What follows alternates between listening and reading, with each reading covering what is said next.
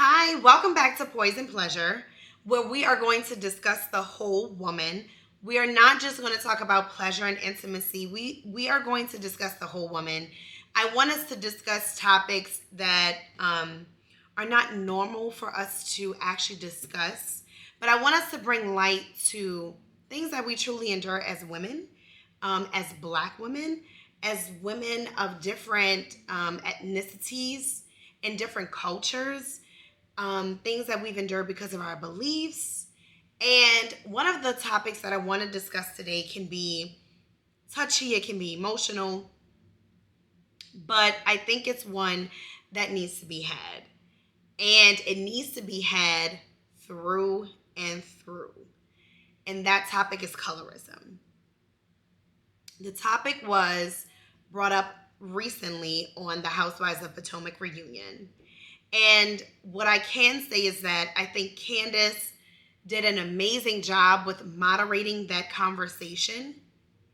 It was wise of her to start off by defining the word colorism. Because if you have not experienced it or you don't understand what it is, I think a lot of people perceive it as colorism being racism. And it's not. They have two different meanings and they're two different things. And so it should not be something that's treated as here's the thing we need to give them an opportunity to discuss. It's a real thing, and a lot of us are still dealing with what comes with colorism. And that includes myself. And I'll discuss that in the video. But I think that her defining the word was the perfect decision so that people can understand that it's not racism. I also can extend gratitude to Karen and Ashley for their acknowledgement and their ownership and being a lighter shade woman or women and how they receive certain privileges. And so I can't say that I think it was perceived well from every cast member, but I can say that that part of it was appreciated. And but I don't want to discuss it in that details or in that aspect rather. I think that is something that if there's a network that's not afraid to actually have this conversation, because I don't watch many reality shows, but in the few that I watch, I've seen this played out. And in one of those shows being Ready to Love, let me say this, I can understand the point of view in Housewives of Potomac. And so with that being said, I think that it's a topic that we should discuss. But I also think it's a topic we have to discuss fully. And when I say fully, I mean from one end to the other end of the spectrum and everything in between. I have seen colorism played out on both sides. When we're exposed to colorism, or when we speak of colorism, we speak of it coming from lighter pigmentation to darker pigmentation. And I think that, and mind you, this is not something that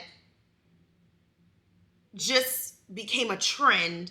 This is something that was passed down to us from our ancestors. This is centuries before us. And this is centuries of work that we have to do. Because of the treatment that our darker tone women have received, I've seen colorism play out from a darker tone woman to a lighter tone woman out of defense. And I say that, what I mean when I say that is, I've seen darker toned women automatically become defensive and push away lighter shade women, even men, due to the fact that they're already defensive because of how they've been treated or how they've seen their family members or friends be treated. Or when someone, when you have men passing the comment of, "Oh, you're pretty for a dark-skinned girl." Or you're a pretty dark woman. When comments like that are made, those things stick. And I think they're made immaturely. And so you kind of see colorism played out from the darker toned woman to a lighter toned woman or man, because she has to hold down her defense because of what has happened to her or her family or our ancestors. And then I've seen the lighter shade woman and man say condescending comments to darker shade women, right? And excuse me when I say, if I don't remember to say man and woman, because it definitely happens to both genders. But when I've seen it play out on both ends, right? One of the things we don't discuss often when we talk about colorism are the shades in between. And it becomes a tough topic to discuss, especially for me, because I have been shaded by both color tones. And growing up in the South, especially here in New Orleans, where it's a big deal to be proud to come from a Creole family with so many different, with lighter shades, and then you have friends that are darker shades, or some that are even from a Nigerian descent, or what have you. People become so proud of their culture and their families, and the ones that kind of fall in between get a lot of the kickback as well. My family doesn't look Creole, and we're different shades, but we don't look Creole.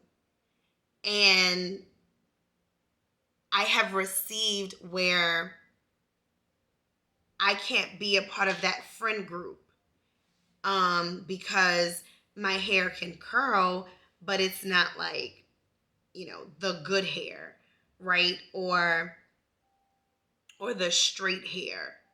And then I've been shaded from darker skin tone women because most darker skin tone women consider me light skin. And it's gotten to a point where, well, I won't say now. I will say I haven't dealt with it much as an adult, but I didn't even know that it was a childhood trauma for me until I was in therapy discussing it.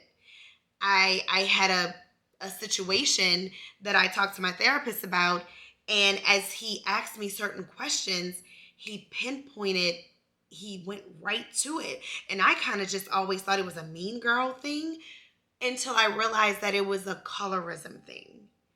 And as an adult, when I had the discussion with an adult group of women, I was told, well, it's hard to figure out what you are. And I was like, well, what does that mean? Like, what do you mean when you say that? And and she pinpointed my features or my hair. And oh, you can tell by your edges that you don't have bad texture hair. And I just couldn't believe she meant well, but she knew exactly what it was. And it let me know right there that this is a real issue. And I still get triggered when I see certain girls from school. Like to this day, those lighter toned girls or some of those Creole women, like I'll comment on their kids' pictures and say, "Oh, look how beautiful your baby is and congratulations." And I don't even get a heart on my comment. They may not even comment back. And I mean, granted, you never want to take those things personal, because if somebody's not like giving you the shoe to wear, you don't want to just put it on because it's your size. But then sometimes you do kind of like, is this still happening from school? Is this still happening from when I was younger? And I mean, that doesn't feel good as a woman to think like, oh my God, what I experienced as a child, because we're not able to really define as kids that this is something traumatic happening, that this is something toxic happening. We don't figure that out until we're adults and we're performing in our life based upon these experiences. And so to have the conversation as an adult woman, it was like an aha moment, like, okay, so this really is a thing. This really is let me tell you something. If you take everything away from me, my children, my husband, my home, my businesses, my money, my material objects, if you take all of those things away from me, the two things you can't take away from me is the fact that I am black and that I am a woman. You can't take that away from me. And if my skin tone is what you see first to put me in a category, that's your own issue. And that is something I'm working through to realize that is a you thing. That is not a me thing. And I am telling that to other women right now on this platform, whatever this may turn into, that is a them thing. That is not a you thing. You can't change that. You cannot, you can't change that. And it's sad to say that a woman who, being a woman who, oh God, whoo child.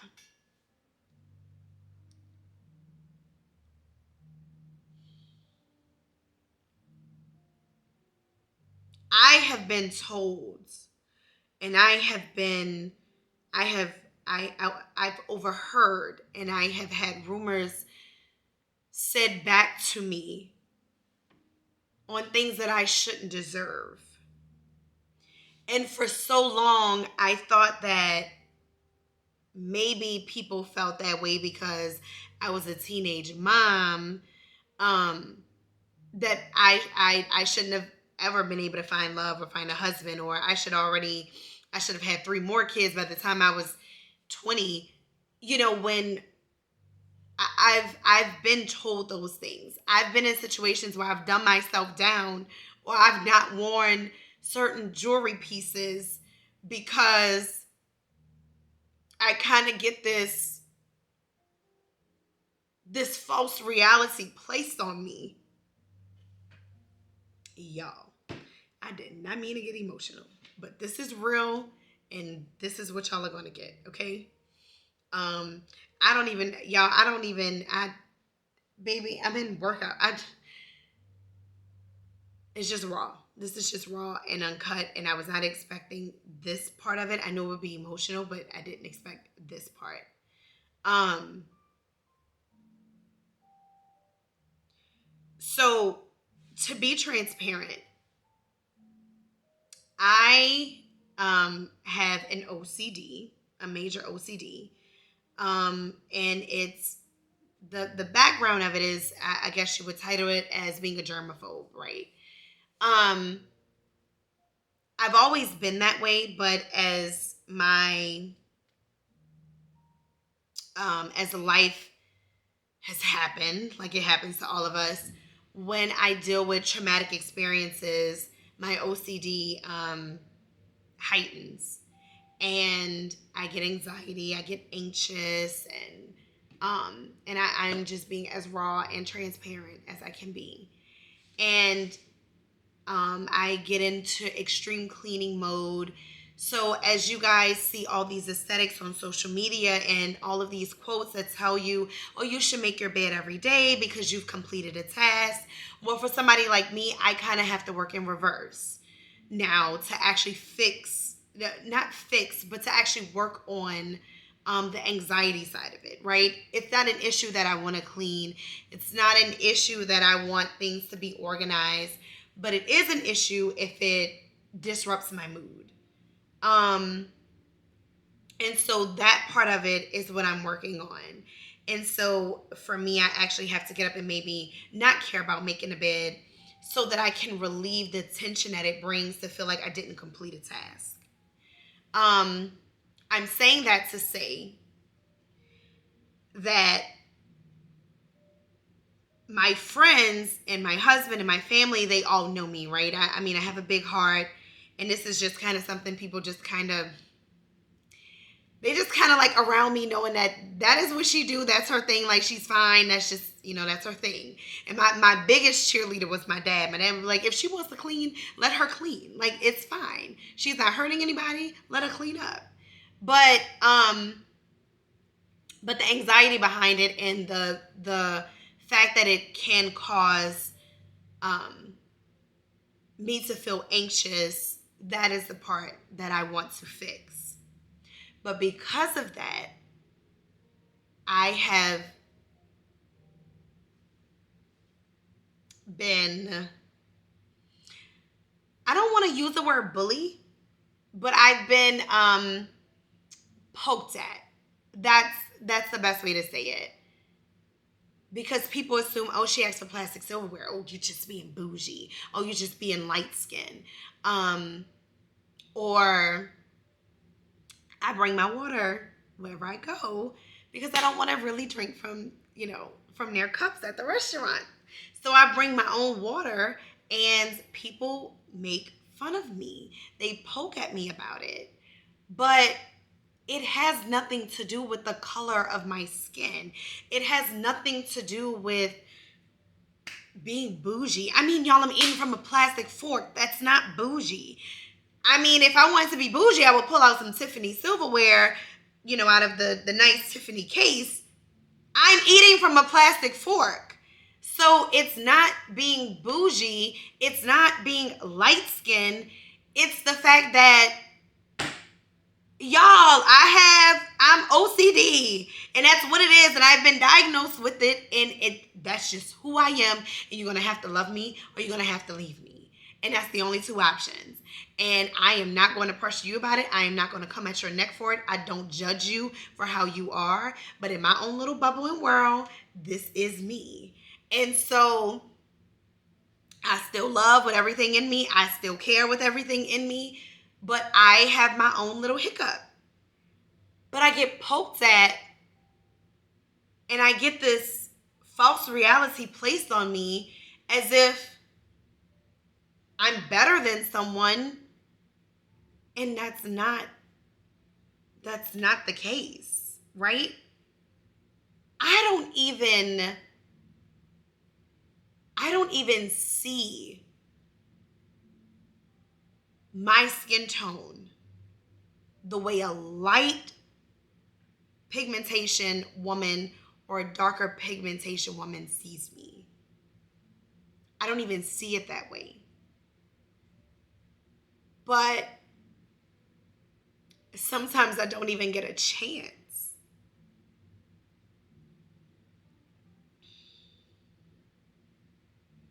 Sometimes I don't even get a chance for you to see me before you find something I'm doing to use against me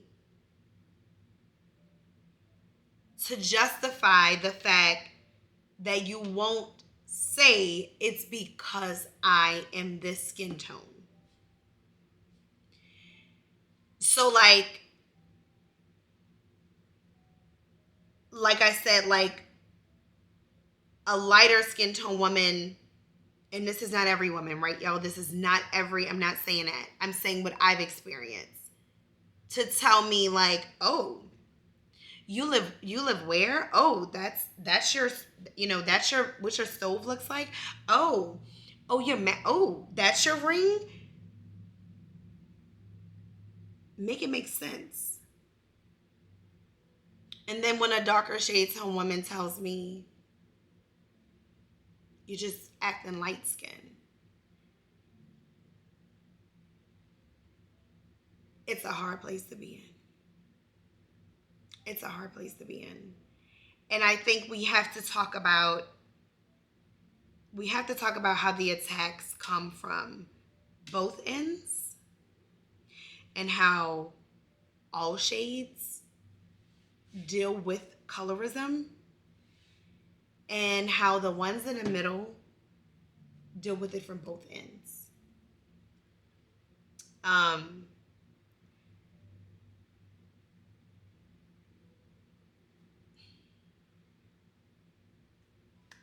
Especially for men. Like my husband has expressed to me that he's had women to tell him, "Oh, you're light skinned and you probably think you're better than me, so I don't want to date you." And I mean, that breaks my heart because I'm now raising my son who doesn't look like me. He actually picked up the tone of my mother-in-law, and he's light. He has a light pigmentation, and my kids just love. My 7-year-old daughter will tell you she's a beautiful chocolate girl. And she looks at me as, "Oh, mom, you're caramel, but I'm a chocolate girl." And my brother is a white boy. That's that's kind of how she calls us all.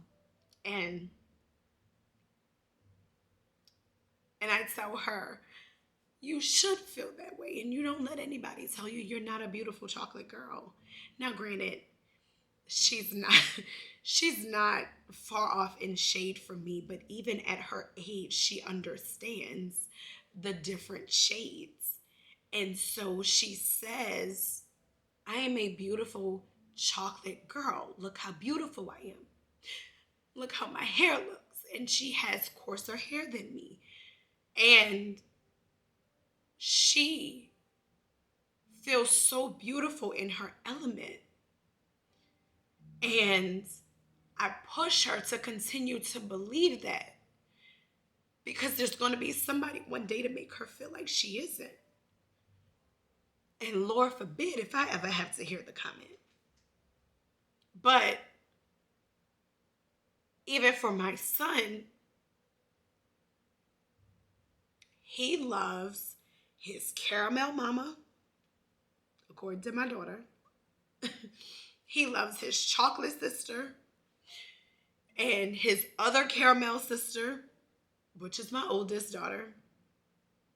And he loves his light skinned dad and his chocolate grandmother and his chocolate papa and his light skinned grandmother.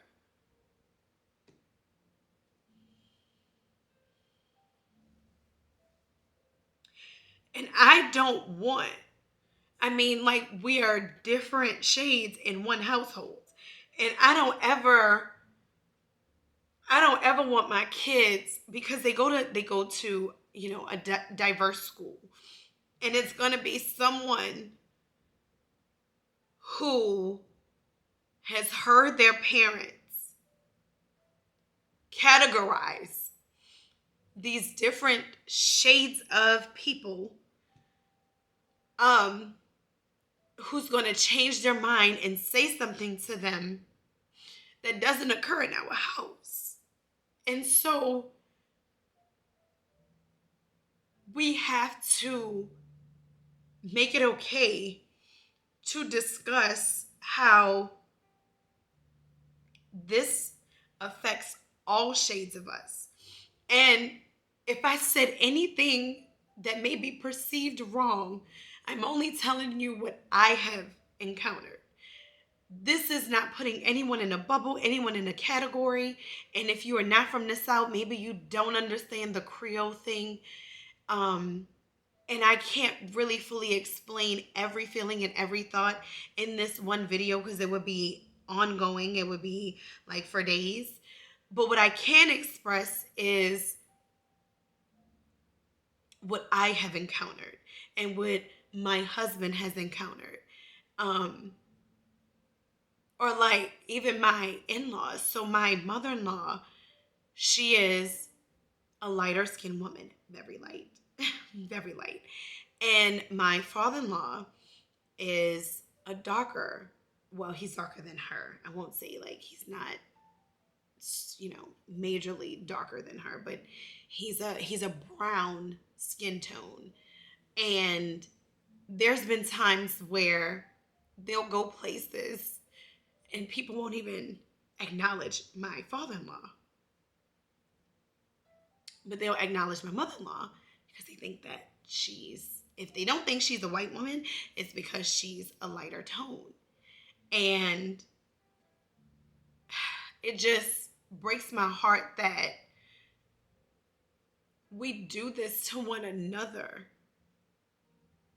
and that women, I've been in conversations where the conversation is, it goes like, yeah, because my family's Creole and my family looks white.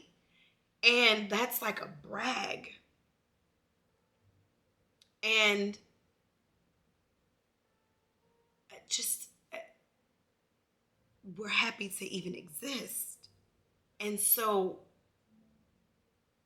definitely in the South, we have encountered that as if we are still on plantations. And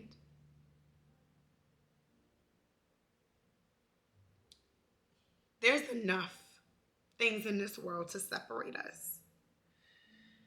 There's enough things in this world to separate us. And it, in color and skin tone, should not be one. And for those who embrace all skin tones, I applaud you. And I mean like brands, brands who authentically,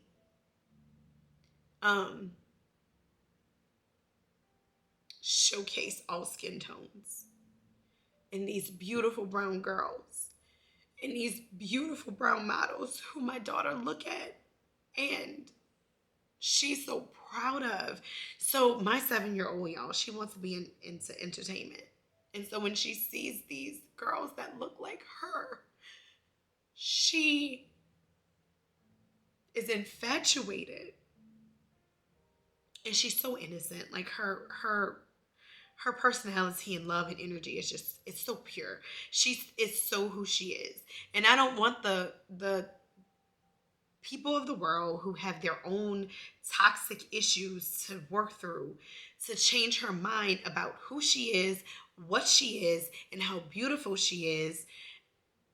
I don't want that to happen to her. But because I know how the world is, I am aware that it is a strong possibility that it can happen. And on this end, I am going to continue to push her to be that confident chocolate girl that she knows she is, she believes she is, and that she is going to continue to be. And I'm going to raise my kids, my beautiful shades of kids, to embrace who they are.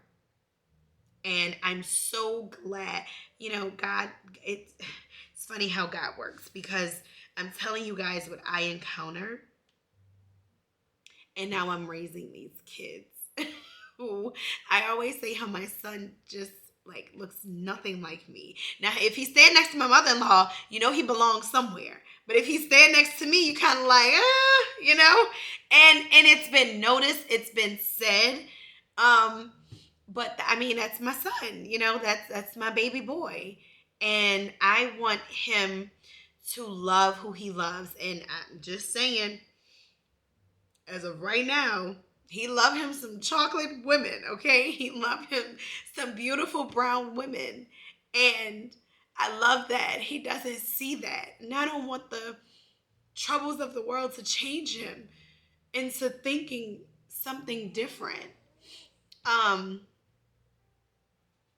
Anywho,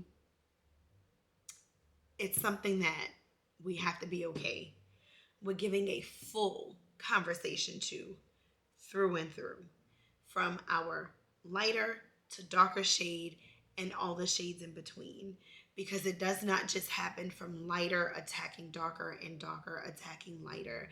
It happens to all of us, to all of our shades. And um, and it has to be something that we're okay with discussing in our friend groups, because my friends, we're all different shades.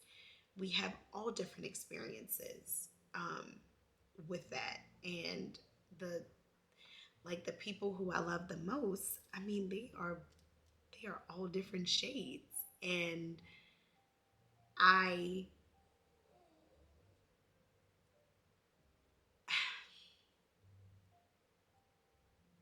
we shouldn't be in our friend groups feeling privileged to be there because our skin tone wasn't seen. But because that has been placed on us, we feel privileged to be a part of friend groups and be accepted, even though that idea may not even exist in our friend groups. But it's because of what we have encountered that makes us feel that way. And I want to say to any woman who has felt that way from any shade person that I am sorry you had to deal with that. And I send love and peace to your heart.